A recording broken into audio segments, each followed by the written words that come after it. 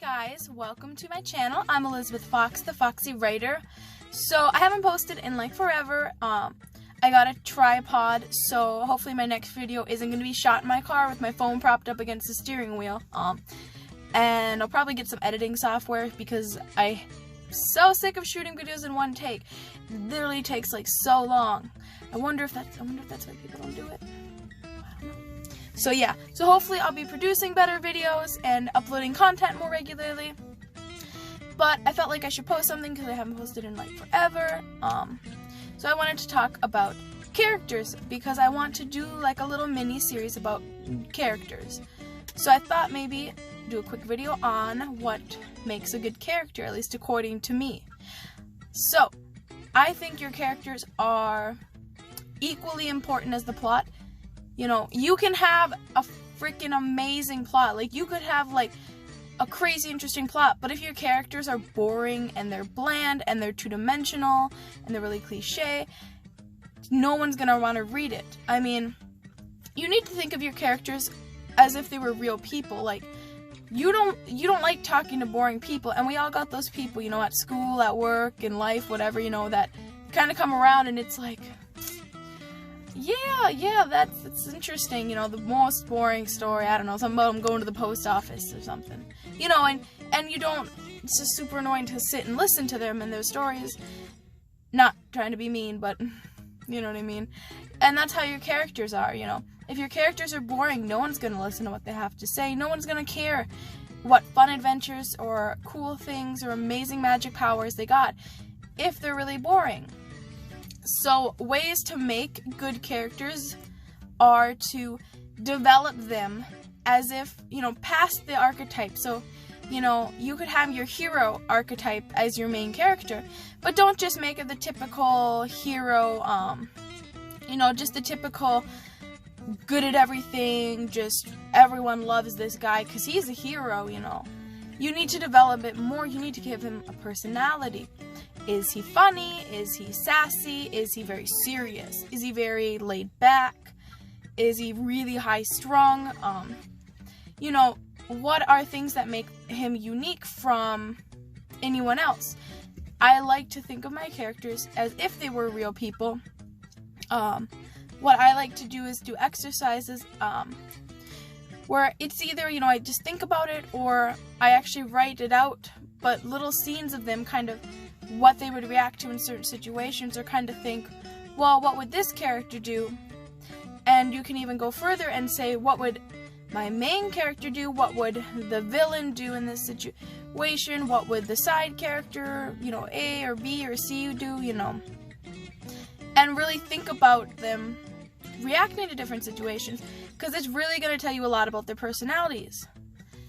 Another way to have a great character is to have situations in your novel where they have to react as if they were like a real person. So a situation where something's not going right, or something might be a dangerous situation and their life is in danger, or their friend's life is in danger, and they gotta react to this real, well, you know, to this actually threatening danger. Versus putting them in situations where everything gets magically resolved right away and there's no real conflict and there's no real stakes, you know. For example, like maybe you're writing a book and the villain kidnapped the main character's girlfriend.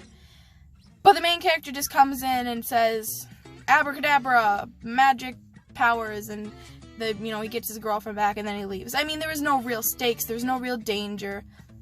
You didn't learn anything about the character. So taking that example, you could have your character, if your character is a very clever, cunning character, you can have him trick the villain into giving back his girlfriend. You know, maybe, I don't know, do some kind of riddle or challenge or you know, something. If you have a character who's very courageous and very brave and a little bit maybe quick to jump the gun, maybe he fights the villain for his girlfriend. You know, you can go with a million different things, but in that situation, it's not like he can walk in and just, you know, get his girlfriend and leave. He has to actually use his abilities. He has to use his, you know, whatever it is that kind of sets him apart. and you really start to see the personality of your character shine through. Another thing that I think makes good characters is character flaws. Nobody is perfect, and if you think you're perfect, you're wrong. You're not. Some people like to think they are, and you know what? Those people are really annoying and no one likes them. Same with your character. If your character is the most beautiful woman in every man and everybody falls for her, she is so kind and so sweet and generous and smart and strong and brave, and she never does anything wrong. No, oh my god, that would be like the most horrible book to read, because people are flawed, people mess up, and people don't always do the best thing, the right thing, or the nice thing, and that's okay. Because character flaws make your characters relatable. People want characters that they can relate to and that they can see in themselves. So giving them flaws does that. Like, if your main character is kind of a quick to action kind of guy, you could have a character flaw, one of his character flaws be that he jumps the gun too much and he gets too hot-headed and he runs into situations unprepared. You could have a very clever, cunning character, and maybe his flaw is that he is a little bit of a sharp tongue, and that doesn't always sit well with people, and sometimes maybe he's a little mean, or he says things in the wrong situation, foot and mouth syndrome. You could think of a million examples, You could just there's always a flip side to any good quality, and, even for bad qualities, even when we're talking about villains, their bad qualities, they always have the coin, the other side of the coin, the flip side, that can be a good quality for the villain, or something that could be good if the villain used it that way. So that's another thing you gotta think about. And just making your characters like real people, in their dialogue, in their interactions, in how you describe them and how they deal with things. Kind of just do it like a real person would. And what I like to do is, if when you're writing these situations for your character, and even if it's something that maybe wouldn't ever happen, like some kind of magical battle with some wizards, like obviously you've never done that before, or no one else has, you know what I mean? So it's not like you can draw on your experiences there, but you can think, you can draw from your own experiences and from other people's experiences about, to think, what would I do in this situation? What has this person done in this situation? And how can I make my character mirror that, because that's mirroring real life and what a real person would do. And, I'd recommend, again, drawing on your own experiences. Like if you're writing a book where there's bullying, maybe you got bullied, you can use your experience to describe how your main character would feel in a very realistic way. You can read stories about bullying, you can do kind of research and analyze common themes about how people perceive bullying and things like that.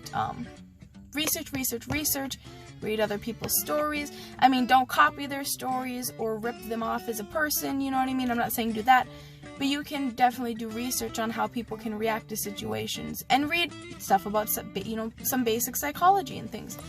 Those are all things that are really, really going to help you have great characters. And like I said, I do plan on kind of doing a mini-series about characters and developing them, so that's kind of in the work. Ooh, someone's in trouble if you can hear the sirens, I don't know. But I really want to do that because I love characters. Characters are some of my favorite parts of writing, and I do write very character-driven stories. So, hopefully I will set up my little tripod and get some editing software, make a little spot in my house to shoot videos, and I will be making videos more regularly. So, like, comment, subscribe, like, comment, subscribe, share if you liked it. You guys are all amazing, and I know you guys are gonna go and write fucking badass stories, so I can't wait to talk to you guys next time, which hopefully will be next Monday that I post. No promises. Alright, bye guys.